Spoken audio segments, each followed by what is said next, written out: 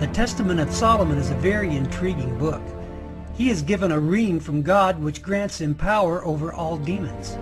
He then calls forth the leading demons to identify them. Jesus refers to these accounts and the power Solomon had over them. Sometime near the year 30 AD, a crowd gathers in a small village around the lake Gennesaret. Here the residents of this Roman province called Judea witness a miracle. In the process of healing a man, Jesus is accused of having a demon.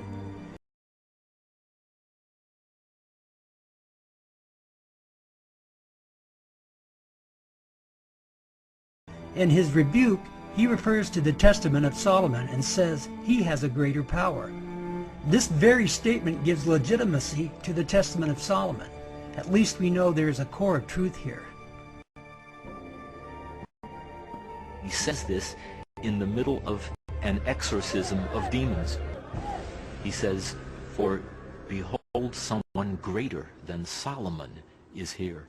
Why doesn't he say greater than King David? No, greater than Solomon. Jesus is making an oblique reference to a story that was already well known in ancient Judea and which apparently people accepted as truth. Solomon used them for good when he had control over them.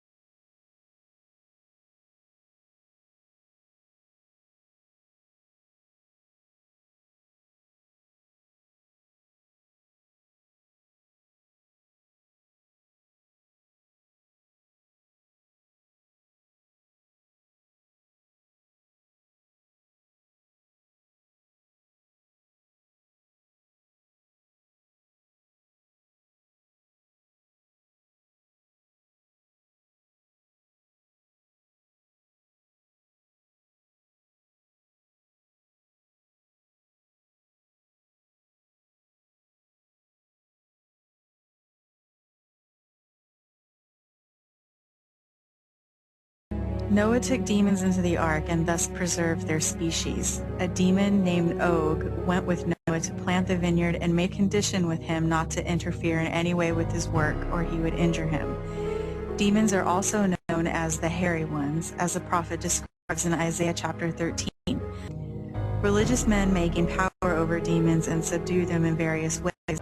One intriguing description calls demons the hairy ones. As a matter of fact, the Midrash states one of the names of demons is hairy ones. The hairy demons have their own classification called Seram. The powerful and vicious demon called Azael is one of these demons. Could this be a reference to Bigfoot? There are many references from other cultures about hairy demons, such as Enkidu from the Gilgamesh epic, Yeti, Sasquatch, the Chinese wild man, the Forest man of Vietnam, and the Danish Grendel. A Persian demon called Ashma was a small hairy demon able to cause men to commit acts of cruelty. Every major culture around the world has legends of these creatures. They are described as tall and, according to our own American Indian legends, evil. The New Testament leaves no doubt that those who believe in Christ have power over demons.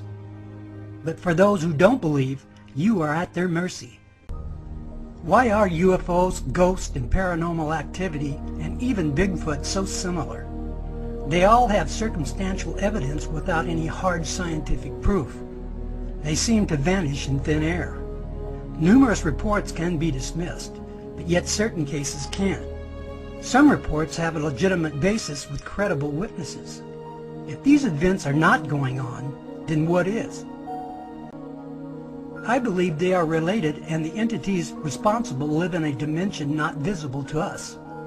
A dimension designed by God to prevent them from damaging our world like they did in the days of Noah. Enoch called them evil spirits and they became known as demons. They still have great knowledge and power to influence us. They are telepathic and can present themselves as aliens from another planet, a dead relative, or some form of ghost. They can cause objects to move and rooms to chill and are responsible for a host of other phenomena. It is only by Christ that we have any control over them now. By a belief in Christ, the Son of God, you can order demons away, even the most fierce.